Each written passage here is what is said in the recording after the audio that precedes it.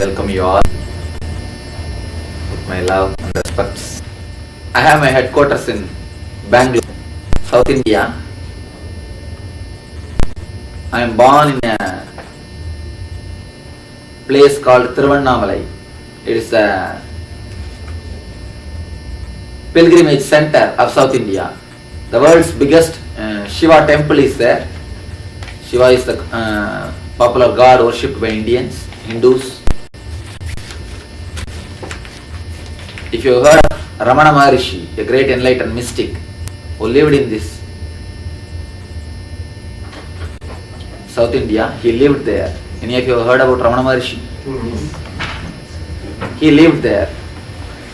He lived there more than 50 years.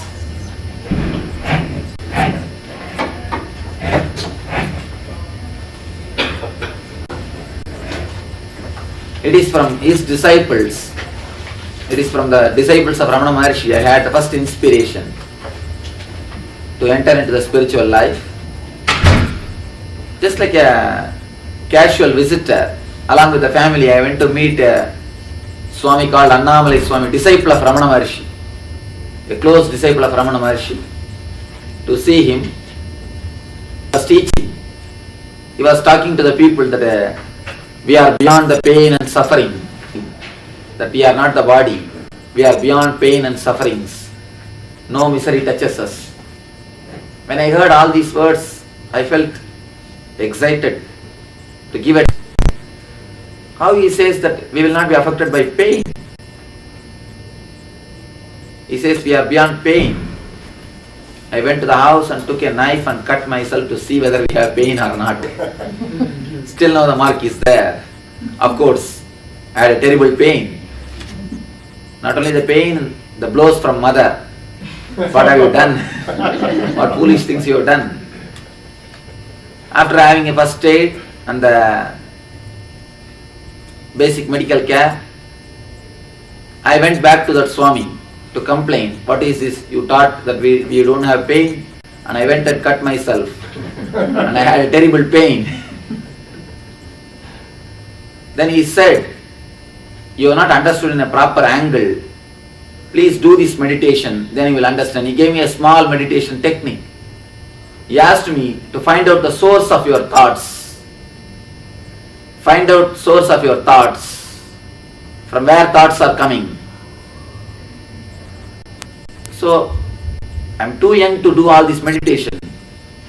But I was sincerely trying to understand what he says. It took 2 years, continuous practice, or I can say, trying to practice that meditation technique. On one evening, which was Buddha Purnima evening, when I was 12, in the evening day, I was sitting just under the hillock and trying to do the meditation. Suddenly, something has happened in my being. I could see all the 360 degree at 1 minute. In 1 second, without opening the eyes, all the 360 degree. It was a strange experience. A very strange spiritual experience. This is a city where I am born. A big Shiva temple. The world's biggest Shiva temple exists there.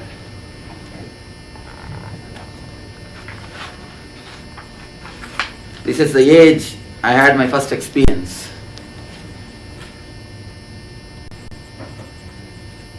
After my first experience,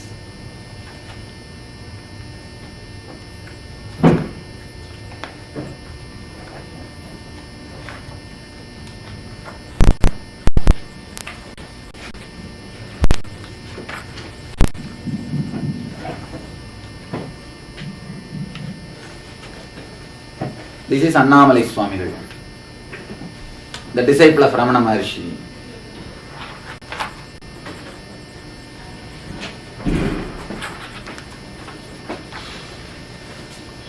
This is the age I had been to Himalayas. Okay, you can all have a look. A strange experience. It was around A minute, a complete 360-degree was seen, and I felt that the whole thing is me. I lost the individual body consciousness, but it stayed only for 1 hour. Only for 1 hour I had that experience. Then again I became normal. I felt that this is my body, and I became normal. But the taste or the glimpse, it started pulling me towards the meditation. The thirst started growing.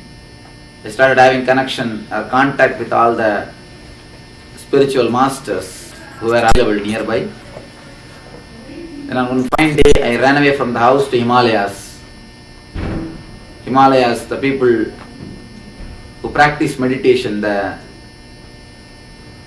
you can say it's a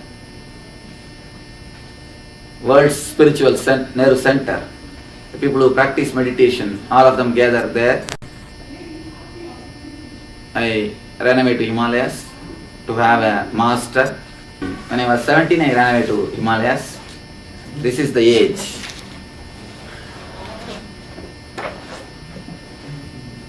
Himalayas. More than 9 years of wandering throughout the length and breadth of India, and thousands of kilometers of walking. It is the tradition in India. A sannyasi, a person who wants to become enlightened, will go around the country in search of masters or the meditation. So I wandered the India by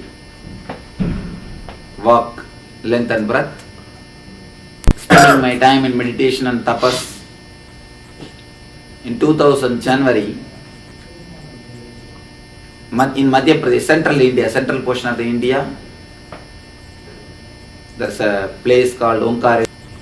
In that place, when I was staying and doing the tapasya, the last experience or the mindless state, which we may call enlightenment or energy, bliss, ecstasy, that has happened, which never left me from that day.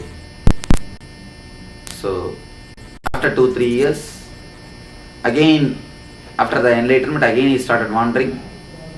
1 year ago, people who have been healed or people who are enlightenment, they all gathered around to make a center to spread the meditation. It started in 2003 January in Bangalore, now which has got more than 200 centers around the world. Around the world, we have 200 centers by the grace of the Divine.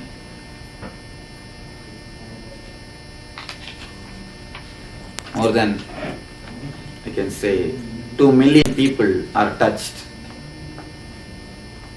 Of course, in India, population is too much. 2 million are touched. The meditation has reached thousands and thousands of people. The meditation techniques and the benefit of healing has reached to thousands. By divine grace, I am again second time coming to the States. This is the basic introduction. We will enter into the today's discourse subject. Today we have a subject, a strange subject. Lazy man's guide to enlightenment. That is the subject.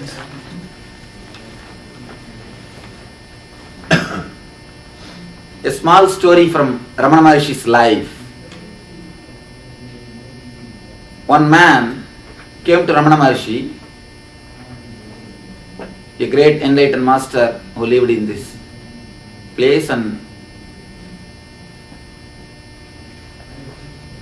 he asked, what is the way to become enlightened? What is the way to achieve the spiritual knowledge? Can you just tell me what ritual, what technique I should practice? What mantra I should chant? What will be the proper way? What puja I should do? Puja means the worship I should do. What is the method? What is the way? What is the technique? Bhagavan, the master, replied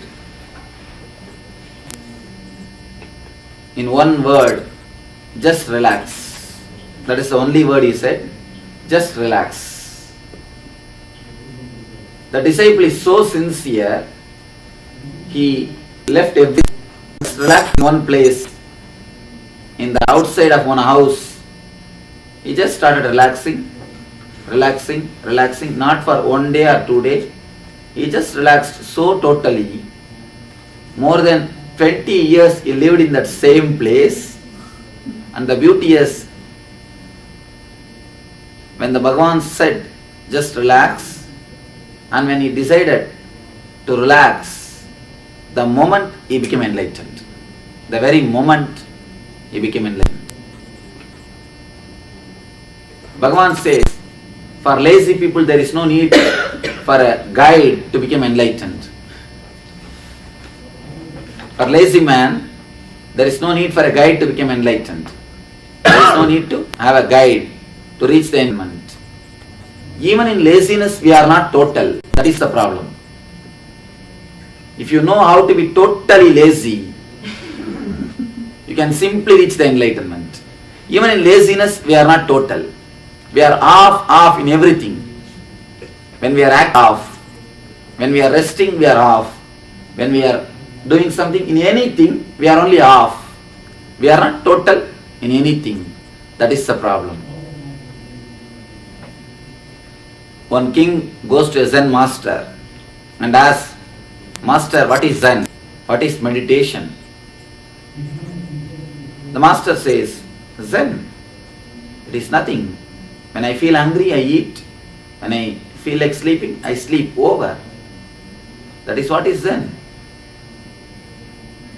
Of course, difficult to understand for the logical mind. When I feel like sleeping, I totally rest. When I feel like eating, I totally eat.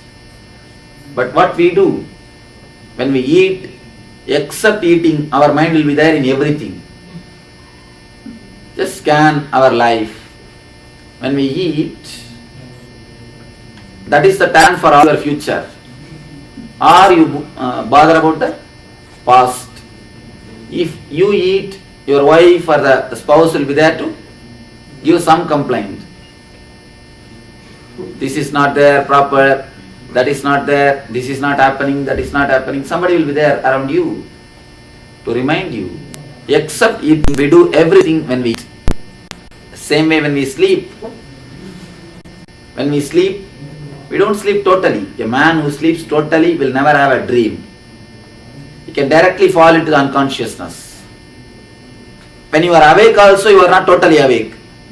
You have your own session of daydreaming. Continuous daydreaming is going on when you are awake. So naturally, when you lie down, the night dreaming will go on. Daydreaming and night dreaming are very closely related. Daydreaming means a continuously living either in the past or in the future. So as long as you have the daydreaming, you will have the night dreaming. So when you sleep, you don't sleep totally. When you are awake, you are not totally awake. When you eat, you don't eat totally. It is totality which leads to enlightenment. Whatever you do, when you are total, you naturally slip away from that. Mind means which makes the things off. Sanchala. Sanchala means continuously moving, which makes you continuously move from here to there, there to here, here to there, there to here. Wherever you may be, if you are in the house, you think of office. Once you are in the office, you think of the evening. Once you are back to the house, again you think of the weekend. Once you are enjoying your weekend in the beach, you are thinking of the office work. So wherever you are, wherever your body is, your mind is not. If your body is here, you can be sure your mind is not here. Except here, your mind can be anywhere else. Where we live, we are not total.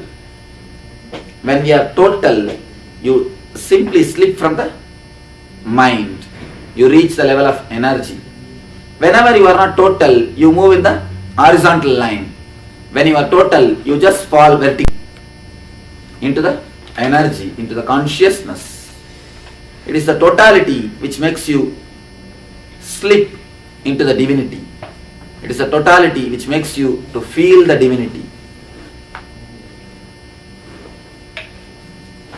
Bhagavan Ramana Maharshi says in one of his poems, "Oh, so easy, the self-realization is so easy, the self-knowledge is so easy. To have money, you need to work. To have name and fame, you need to work. To have relationship, you need to at least give your attention. But to have yourself, you don't need to do anything, just relax." But our mind, logical mind, never accepts it. Any achievement means you need to work according to your logic, according to your conditioning, according to your training. We always have a clear decision. If you have to achieve something, you have to work. That is the law. No. That is the way you are brought up. That is the way you understand. Achieving means working. Anything when you want to achieve, you have to work. With the same attitude, you try to look at the spirituality also. With the same attitude, when you try to look at the spirituality, you miss the whole point of it. You can do something about the work, you can do nothing about the relaxation. When you stop doing, only then relaxation can happen.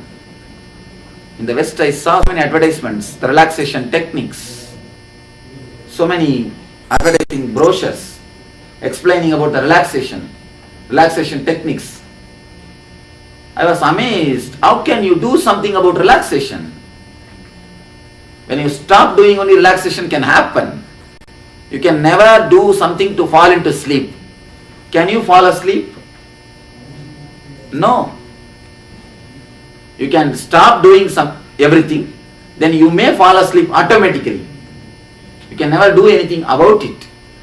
You can never fall asleep by your trial or by your active participation or by your work. The same way, relaxation or the knowledge, of course, you need to understand one thing. Whenever you relax from your mind, you fall only in energy, only in knowledge.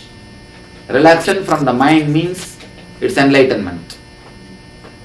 So whenever you really want to relax from your mind, relax from your being, you can't do anything about it. You need to do only one thing, just relax. The beautiful quotation from Bhagavan, he says, even the work of your mind, the running of your mind is nothing but the work. It's nothing but the movement. Even relax from that, when you relax from even that movement, you will see the reality. You will see what it is. So you'll try to explain few points how you can allow the laziness, a real laziness, to happen to you. You can't do anything about laziness. You can never become lazy. You can never do something to become lazy. Laziness means it has to happen to you. We can understand few points how the real laziness, a total laziness, a utter laziness can happen to us. It is called, they say in the traditional mysticism, the being which has dropped from all the conditionings. It's like an onion. When you peel the onions, all the onion layers, inside you will find nothing. Same way, your being is also totally conditioned. When you drop totally yourself from the conditionings, when you drop yourself from the conditionings, when you really become lazy, when you totally become lazy, physically, mentally and in being level, body, mind and being, in all the three levels, you will see simply you are becoming God or you enlightened. The word lazy, Lazzy. From this word lazy, I'll give 4 explanations, or I can say 4 ways of creating a space where laziness can happen. 4 methods to create a space where laziness can happen. You cannot do anything to create laziness. You cannot do anything to relax. You can do only one thing. The way in which you are doing now, the half doing, half sleeping, half relaxing or half eating, those things can be made as a total. When you eat totally, you can sleep totally. When you are awake totally, you can sleep totally. If you really totally work, you can totally rest. When a man works totally, he can rest totally. When you work halfway with half mind, you can't rest full way. So I'll try to split that word laziness and try to give 4 ways to create a space in which laziness can happen to you. The utter laziness, a total laziness can happen to you. First, L, levitating. The technique of levitating.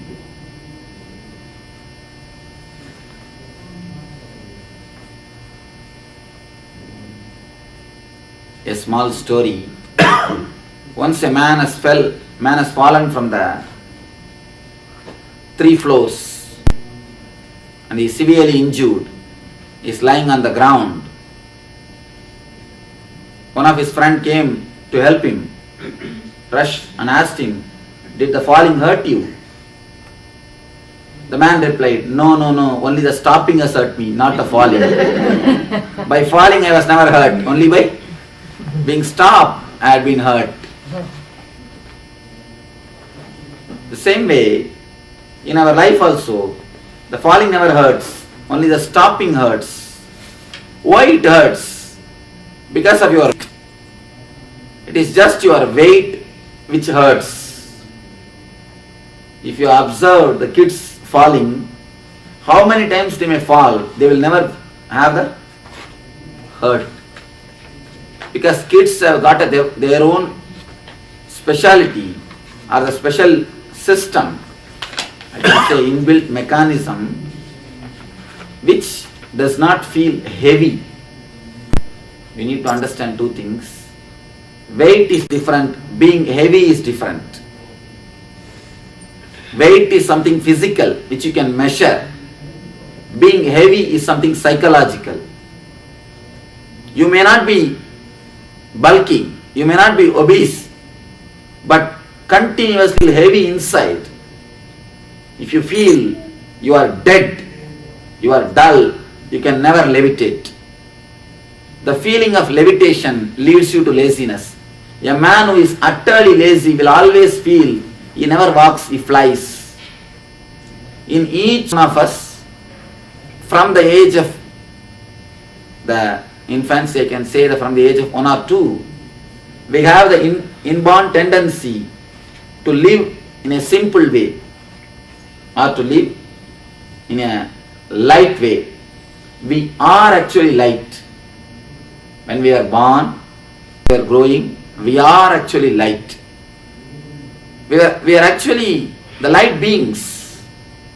Only in course of conditioning, in course of bringing up, the way in which we are growing, we become heavy, solid. Our beings became dead. So when you know how to drop the deadness, how to throw the deadness again, when you can become simple, when you start again levitating, there are 2 things: gravity and levitation. Gravity means being pulled, levitation means being pushed. If your mind continuously thinks, naturally you will feel you are just being pulled. Many people come and tell me, Swamiji, when I sit and meditate, I feel as if I am flying. Sometimes I even open my eyes and see whether I am touching the ceiling or not. Whenever your mind is relaxed, whenever the number of thoughts gets reduced, whenever the traffic in your mind becomes less, you naturally feel you are levitating. You are flying. Not only that, whenever you are near your close friend, your beloved, or the person whom you love really, you feel you are very light. Whenever you are in a place, the natural places, the natural surroundings, in a place where you feel joyful, again you become light. Again you become light. That is why almost in all the culture, in all the movies, the dream scene, imaginary scene means they will show always the flying idea. Imagination or the dream scene is always associated with the flying. The joy, ecstasy is always associated with flying. Whenever you feel joyful, whenever your mind comes to a calm space, whenever your mind feels ecstatic, you again feel the mood of levitating. You always feel the mood of levitating.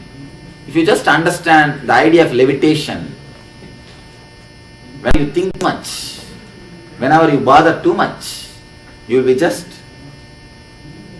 pulled towards the earth. When you are light, when your mind is totally relaxed, when your etheric body, when your mental body is utterly relaxed, when you don't carry any heaviness of the past or the problems of the future on your head, you feel totally light. You feel like levitating. Your walking will not be walking, it will be more like a floating. In Zen, nobody will be ordained as a monk unless they undergo a test. The test is they should live in a cottage, and the cottage will have the cottage will be surrounded by the grass. It will be totally surrounded by the grass. They have to walk every day on the grass and on the same path, but the grass should not die. If the grass dies, it is considered he is not yet matured. Understand one point? Whenever you walk on the grass dies and path will be created. The path will be created. Whenever a human being walks on the grass, walks on the lawn, whenever human beings walk on the lawn, grass lawn, you will see that always the path will be created. The footprint will be created. If you regularly walk on the lawn, you will see that a road will be created. Never think it is created because of your weight. Even if the elephant walks regularly, no path will be created. I have lived in forest. In deep South India, there is a elephant safari place where the elephants live, and where the human beings are taken into the forest to have a show, to have a time to live a time among the wild animals. In that safari, one trained elephant will be taken by a person who trains the elephant. A trained elephant walks on the road, and just next to the elephant, the man also walks. Both of them use the same road for months together, the same road. When I went, I saw when the path in which man has walked, that has become dead. No grass grows. The path on which elephant walks, the grass is there. The elephant also walks on the same road. Man also the same road. The trained elephant and the man who takes care of the elephant, both walk on the same road. But the place in which elephant walks, there is no disturbance. Nature is there as it is. Grass has not died, no road is formed, things are as usual. Road on which the man has walked, both of them walk side by side. He walks holding the ears of the elephant or the trunk of the elephant. The path on which he has walked, I saw very clearly the way is formed. The grass is dead. Never think grass dies because of your weight. It dies because of your health. Otherwise the elephant is much heavier than you. If it is because of weight, elephant is surely more weight. But the path on which the elephant walks, no grass dies. The path in which human beings walk, grass dies. It is never because of weight. It is because of heaviness. The weight in the etheric body. Your aura itself becomes so dull and dead. You are not anymore part of the nature. When you become dull, when you become heavy, you disconnect yourself from the nature. Human is the only animal who disconnected himself from the nature. A small story. One man who is in the middle age, who is in the age of 40. He hates his wife and the wife's cat. He somehow wants to get rid of the cat. Of course, he can't do anything with wife, so at least from the cat he wants to escape. One day he took the cat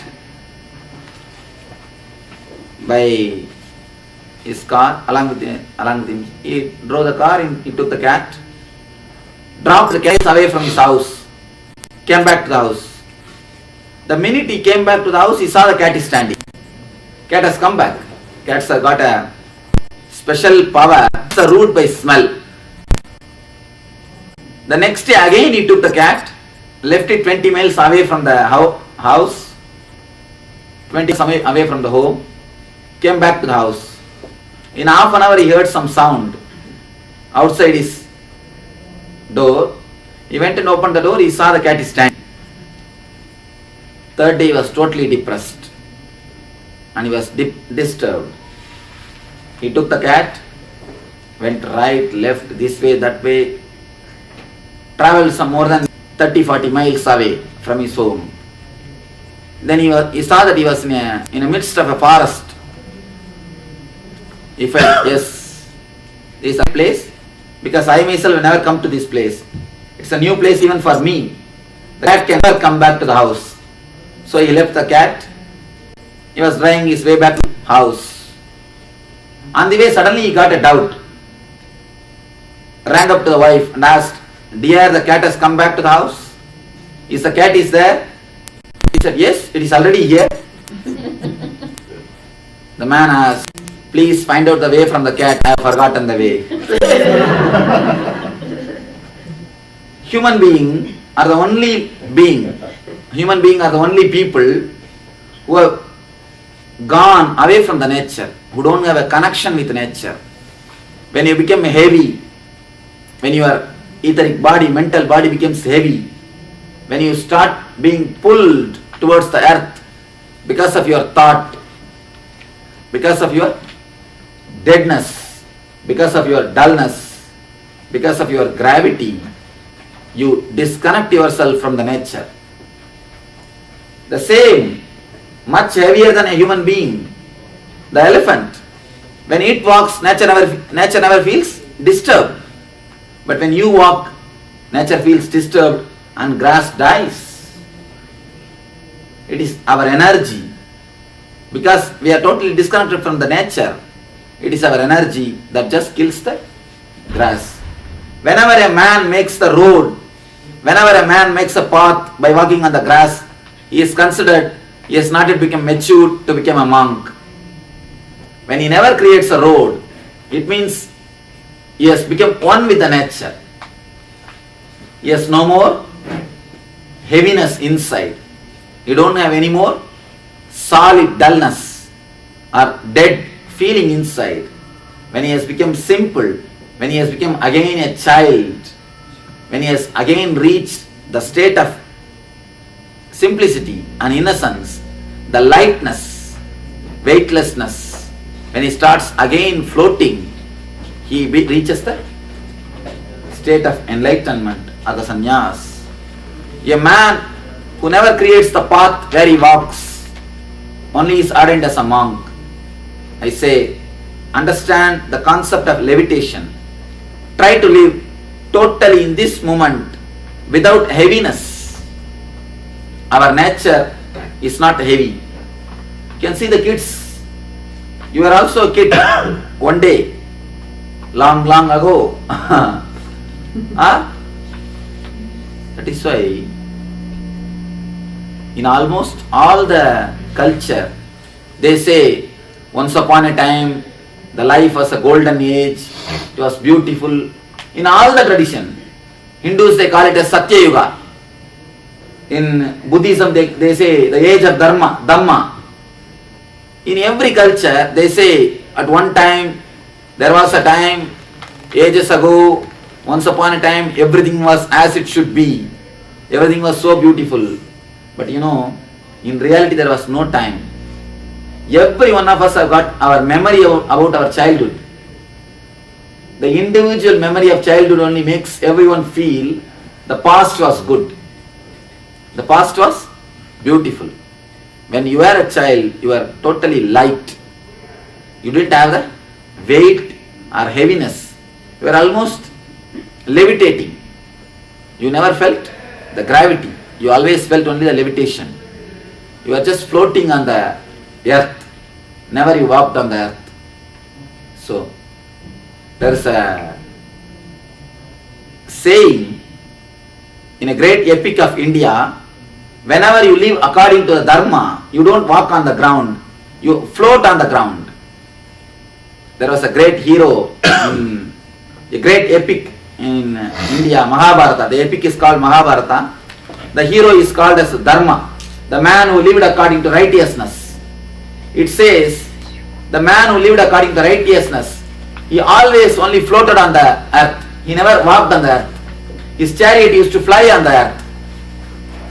When he started telling a lie, it seems in some situation he told one lie. When he told a lie, the chariot came down to earth. As long as he spoke the truth and lived proper way, he was levitating on the ground. He never walked on the ground. When he told one lie, immediately he started walking on the ground. He just fell on the ground.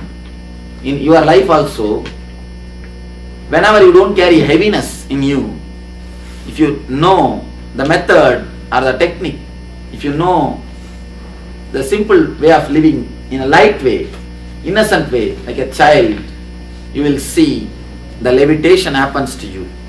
Levitation is the first understanding, first thing which you need to understand. Continuously feel the mood of levitation. Feel the lightness, not the heavy solid deadness. Try to feel continuously light, simple, innocent. You will see the first step for the laziness is taken. Next is Ananda. A for Ananda. By nature, by our own, there is a word called Swarajya, our own kingdom, the self kingdom, our own quality, by the Svabhava, by your own being, by the nature of yourself, you are in ecstasy. It is just your trials, your methods to do something, your desire to do something, because of your aggressiveness, because of your activeness, you see, you always create some suffering. There's a beautiful saying by one of the mystics, never think because of you world is running, in spite of you it is running. We always have the feeling, because of us the world is running. Understand, 50 years ago you were not here. But do you think the world was not running? No, it was perfectly running. 50 years after you are not going to be here. You think the world is going to stop? It is going to perfectly run. So never think because of you world is running, in spite of you God is running. Just in spite of us the whole thing is happening. When you understand, not because of me, in spite of me, you will see the Ananda automatically happens. It is just our aggressiveness.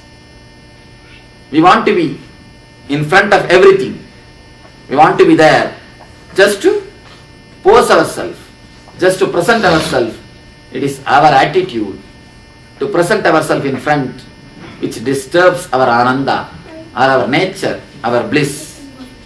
When you are as you are, when you leave the things to happen, instead of swimming, if you know how to float, you will see the ananda simply happens to you.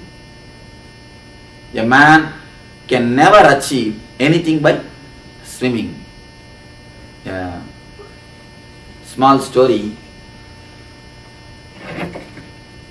One man and his wife, both of them had been to a river to have a picnic, to spend some time. Suddenly, somebody came and reported to the man, "Your wife has fallen in the river. Please go and save her." River is flowing in this way, but this man has started running this way. River is flowing this way, she has fallen into the river, and river is flowing this way, but this man runs in this way. The other people asked, "What? Are you mad? River is flowing this way. Run this way and try to save her." No, you don't know. My wife, even if she falls in the river, she will go only in the anti-way. She will go only in the anti-way. I have lived with her, I know. So even with the life, you know, you never flow with the life. You never allow the life to happen to you. In every moment, in every step, you just want to present yourself. You just want to put yourself. None of us bother about the success. We always bother about ourselves. If you see very deeply, you will understand, in so many places, just for your ego satisfaction, even if you know the decision is wrong, you take the decisions. Many times, even if your wife suggests the right thing, even if your boss suggests the right thing, just to keep your face, just to save your ego, you take the wrong decision.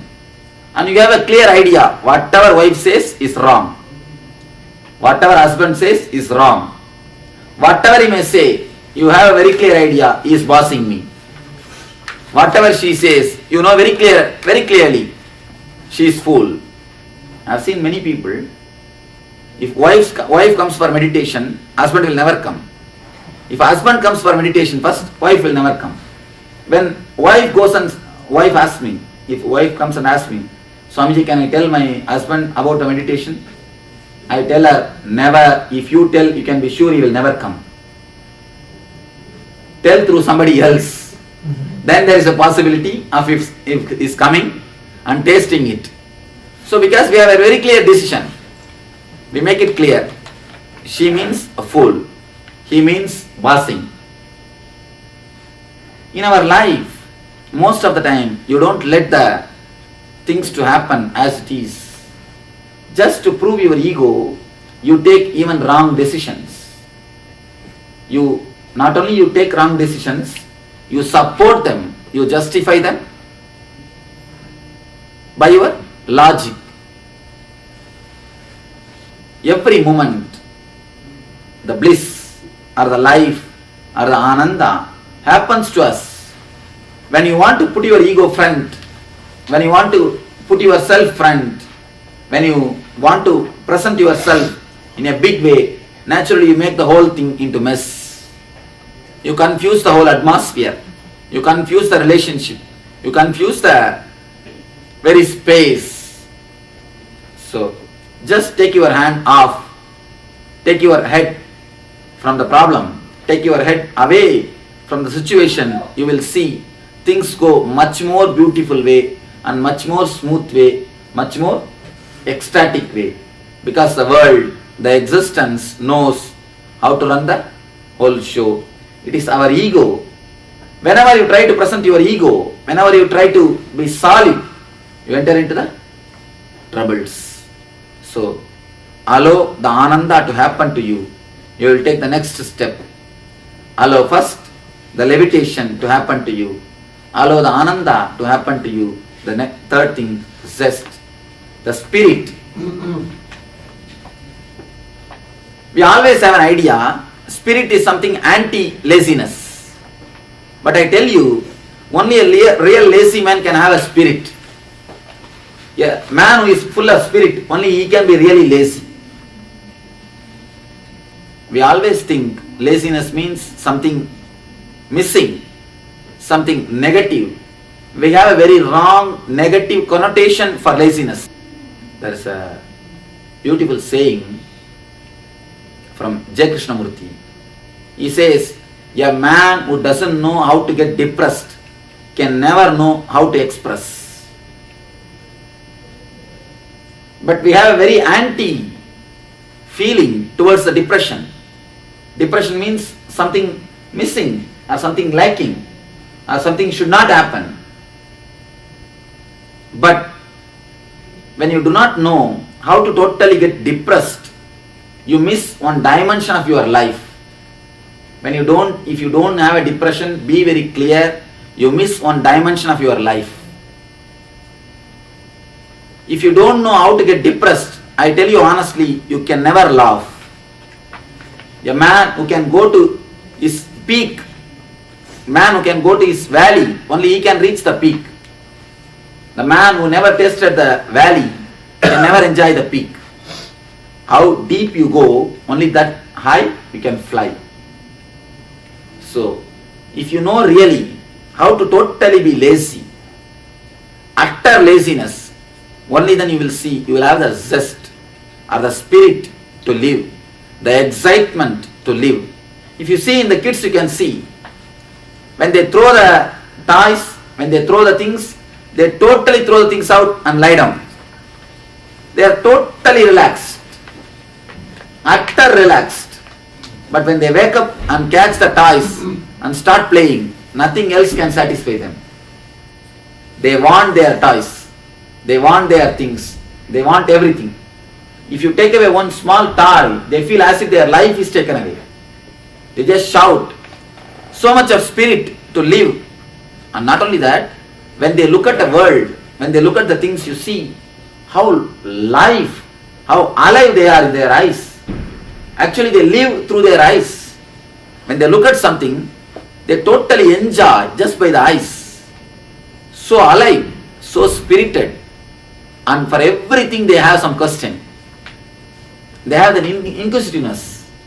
For anything, they want to know, what is this? What is this? What is this? What is this? What is that? They have nothing, no inhibition, no conditioning. They have continuous spirit and the zest to live, to expand, to move further, to expand their boundaries again and again. They don't stop in some point. They just go ahead. Only when you become adult or so-called adult, only when you think you have become mature, you stop growing.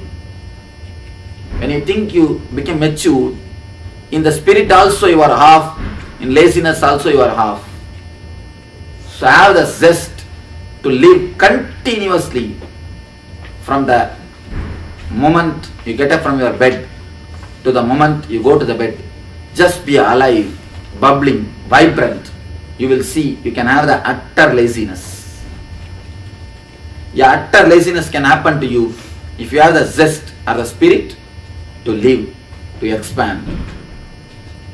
There is a proverb. Who is real man who knows or who lives in well-being? Health does not mean diseaselessness. Health means not only diseaselessness, a positive well-being also. There is a definition for the well-being. If you get up from your bed, early morning when you get up from your bed, your steps from the bed to the bathroom should not be like a steps, it should be more like a dance. Then you can understand you are well, you are healthy, you are perfectly alright.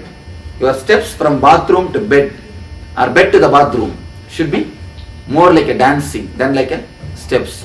You can see this in life with the kids. They are continuously jumping, moving around. They are just themselves, totally happy. The spirit to live, the spirit to enjoy, The same way you can see, when they relax totally. The spirit to live, the zest, makes you to cross the third step, or makes you to create the third point, to create laziness. Fourth, you. Why? For you. Be as you are. All your trial, all your work, all your movements, all your steps are taken to be like somebody else. You dress up to look like somebody. You yearn to become like somebody. You work to be like somebody. In every step, you try to be like somebody. You try to imitate somebody. You try to become like somebody. When you decide, let me be myself, let me be as I am, you create the last space or the last step, last decision to create a real laziness in you. The laziness is enlightenment. The ultimate laziness is nothing but enlightenment. If you create these 4 steps, these are the 4 steps. L for levitating, A for Ananda, Z for zest, and Y for you. Be as you are. In our life, we have respect for everybody else except ourselves. Just sit with yourself for a few minutes alone, without TV or without a magazine, and find out how much you can, how long you are able to sit. Not more than few minutes. You want always something from outside, somebody to give company. Otherwise you say, I am feeling lonely. Loneliness is nothing but the fear to face yourself. That's all. I have seen in India, old people, they have no work. Everything else is settled. All responsibilities are over. From morning till night, they have nothing to do, but they can't keep quiet. They will read the same newspaper from first line to last line.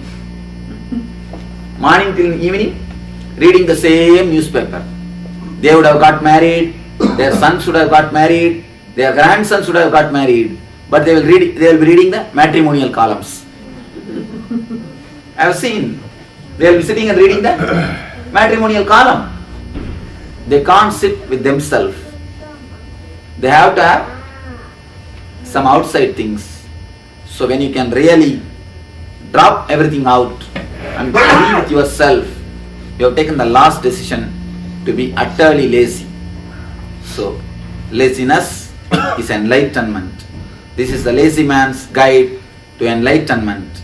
So let you understand, let you digest, and let you enjoy this laziness, the real laziness, the ultimate laziness, and enter into the bliss, eternal bliss, Nitya Ananda. Thank you.